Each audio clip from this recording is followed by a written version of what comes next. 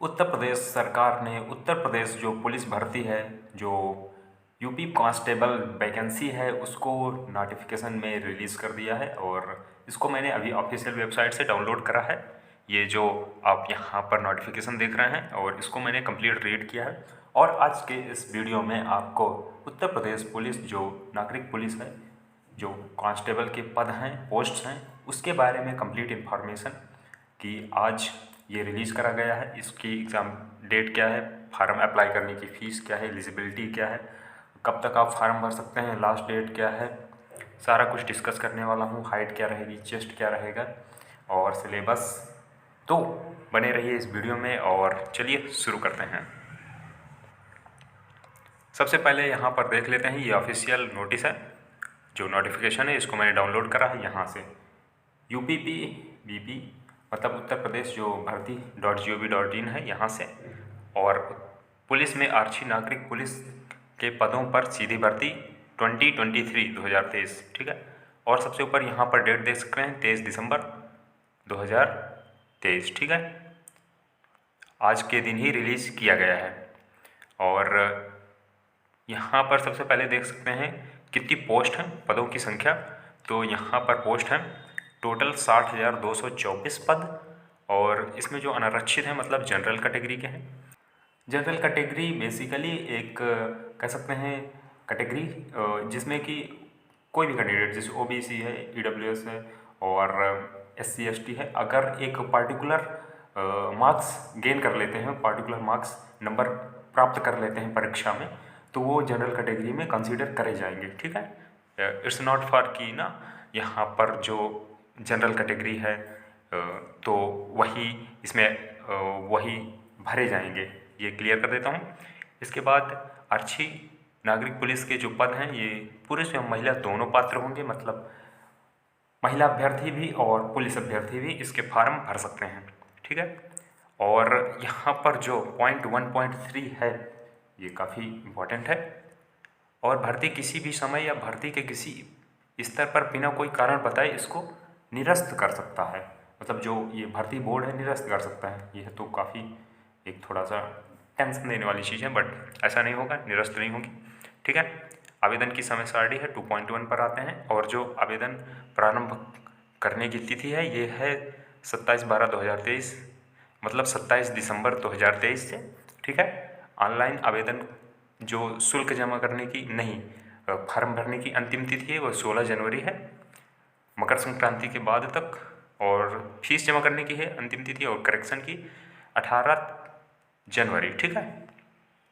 इसके बाद है आवेदन शुल्क जो रहने वाला है 400 रुपया मात्र, 400 रुपीज़ ठीक है। इसके बाद अर्हताएँ मतलब कि ना एलिजिबिलिटी जो रहने वाली हैं वो कौन कौन सी हैं, तो यहाँ पर सबसे पहला है भारत का नागरिक हो, हाँ। और इसके बाद एक्सेप्शनल केस हैं तो अगर आप पर लागू होते हैं तो आप इन्हें देख सकते हैं। फिर है शैक्षिक अर्हता, जो आपकी पढ़ाई वाली क्वालिफिकेशन है, एजुकेशनल क्वालिफिकेशन वो कितनी होनी चाहिए, तो इसके लिए आपको 12th मतलब 10th और 12th कर लेनी कंप्लीट होना चाहिए, मतलब आपको 12th पास होना चाहिए, 12वीं पास होना चाहिए ठीक है। और अपीयरिंग कैंडिडेट पात्र नहीं होंगे, जैसे अभी मैं सपोज 12th में पढ़ रहा हूँ इस साल और बोर्ड के एग्ज़ाम दूंगा फरवरी में, तो मैं एलिजिबल नहीं होऊंगा, जाहिर सी बात है। और यहाँ पर और डिटेल में देख सकते हैं अगर आप पर लागू होती हैं। यहाँ पर मैं बेसिक डिटेल्स जो जनरल चीज़ें हैं वही डिस्कस करूँगा। यहाँ पर उन लोगों को प्रेफरेंस दिया जाएगा, यहाँ पर पॉइंट 3.3 देखेंगे आप, ऐसे लोगों को प्रेफरेंस दिया जाएगा जिन्होंने कंप्यूटर में O लेवल कर रखा है या प्रादेशिक सेना में न्यूनतम 2 वर्ष की अवधि तक सेवा, मतलब जो सेना है वहाँ पर आपने 2 वर्ष की सर्विस कर रखी है, NCC का जो भी सर्टिफिकेट है अगर वो है आपके पास ठीक है, तो आपको यहाँ पर थोड़ा सा जो वो है प्रेफरेंस है वो दिया जाएगा, थोड़ा सा नंबर दिया जाएगा ज़्यादा। इसके बाद बात करते हैं आयु की, एज क्या है, तो एज रहने वाली है 18 वर्ष, 1 जुलाई से लागू होगी, ये थोड़ा सा ध्यान देंगे। जो स्टेट की ज़्यादातर सर्विसेज होती हैं वहाँ पर जो एज होती है वो 1 जुलाई से कंसिडर करी जाती है, मतलब 1 जुलाई को लगा करके 1 जुलाई 2023 से आप 18 साल के पूरे हो गए हैं उस दिन तक या उसके पहले तक ठीक है।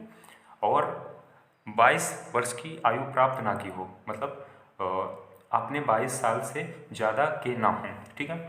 तो ये पुरुषों के लिए है जो मेल कैंडिडेट हैं। और यहाँ पर जो अलग से दे रखा है कि 2 जुलाई 2001 से पहले का नहीं होना चाहिए कैंडिडेट को, और 1 जुलाई 2005 के बाद की उसकी DOB नहीं होना चाहिए। मतलब इन दोनों डेट को इंक्लूड करके इनके बीच का होना चाहिए, ठीक है। इंक्लूड करने की बात यहाँ पर नहीं लिखी है, बट आई थिंक ये होना चाहिए। महिला अभ्यर्थी ने, जो महिला अभ्यर्थी है वो 1 जुलाई को 18 साल हो जानी होती है, मतलब जिसकी हो वो एलिजिबल है, ठीक। और 25 वर्ष की आयु प्राप्त ना करी हो, तो महिलाओं के लिए थोड़ा ज़्यादा है यहाँ पर एज का वो, तो 25 वर्ष से ज़्यादा नहीं होना चाहिए। तो यहाँ पर अलग से दे रखी है कि 2 जुलाई 1998 से पहले की है अगर किसी की, तो वो एलिजिबल नहीं है, मतलब 2 जुलाई 1998 के बाद वाला, और 1 जुलाई 2005 के बाद का नहीं होना चाहिए, इन दोनों डेट के बीच का। आप यहाँ पर देख सकते हैं, अगर इन दोनों के बीच की डेट अगर आपकी आ रही है और आप एक महिला अभ्यर्थी हैं और आप इच्छुक हैं यहाँ पर फार्म भरने के, तो आप फार्म भर सकते हैं। इसके बाद अगली चीज़ें हैं, यहाँ पर कुछ जो एज रिलैक्सेशन है वो भी दिया जाता है। इसके बाद कैरेक्टर बढ़िया होना चाहिए, ठीक है। इसके बाद और भी चीज़ें हैं, यहाँ पर विवाह से संबंधित है, तो मुझे नहीं लगता किसी पर लागू होगा। अगर आप पर लागू होता तो आप देख सकते हैं यहाँ से 2-3 विवाह नहीं होने चाहिए। अगर पुरुष कैंडिडेट है तो 2 विवाह नहीं होने चाहिए, और अगर महिला अभ्यर्थी है तो उसके 2, मतलब उसका जो हस्बैंड है उसने 2 शादी ना करी हो ऐसे, ठीक है। शारीरिक स्वस्थता, मतलब स्वस्थ होना चाहिए, और फिजिकल वेरिफिकेशन भी होता है पूरा। भर्ती की जो प्रक्रिया है उसमें लिखित परीक्षा होगी, ठीक है। यहाँ पर आप देख सकते हैं लिखित परीक्षा का एक मैं अलग से वीडियो ला दूँगा जिसमें कि डिटेल में पूरा सिलेबस डिस्कस करूँगा, तो वह काफ़ी बेहतर होगा। अभी जो मुख्य चीज़ें हैं वो बताऊँगा आपको। इसके बाद डॉक्यूमेंट वेरिफिकेशन होगा, डॉक्यूमेंट वेरिफिकेशन, ठीक है। इसके बाद होगा आपका फिजिकल स्टैंडर्ड टेस्ट होगा। अब बात कर लेते हैं जो फिजिकल स्टैंडर्ड्स हैं, टेस्ट मतलब PST है। यहाँ पर आपकी फिजिकल फिटनेस और लंबाई कितनी रहनी चाहिए, तो जो लंबाई है सामान्य और जो OBC है और SCs के लिए, तो यहाँ पर जो सबके लिए सेम ही है, और 168 सेंटीमीटर 168 सेंटीमीटर आपकी जो लंबाई है, हाइट है, वो होनी चाहिए, ठीक है। और इसके बाद है यहाँ पर अनुसूचित जनजाति जो ST कैंडिडेट हैं, तो उनके लिए 160 सेंटीमीटर है। यहाँ पर उनको थोड़ा सा रिलैक्सेशन दिया गया है, ठीक है, कोई बात नहीं। सीना मतलब जो चेस्ट है वो कितना रहने वाला है, ठीक है। तो यहाँ पर जो चेस्ट है तो 79 सेंटीमीटर बिना फुलाए, 79 सेंटीमीटर बिना फुलाए, और कम से कम 84 सेंटीमीटर फुलाने पर हो जाना चाहिए। फिर जैसे जैसे सांस लेकर के ना फुलाते हैं तो 84 सेंटीमीटर हो जाना चाहिए, ठीक है। और अनुसूचित जनजातियों के लिए 77 सेंटीमीटर बिना फुलाने पर और 82 सेंटीमीटर फुलाने पर, ठीक है।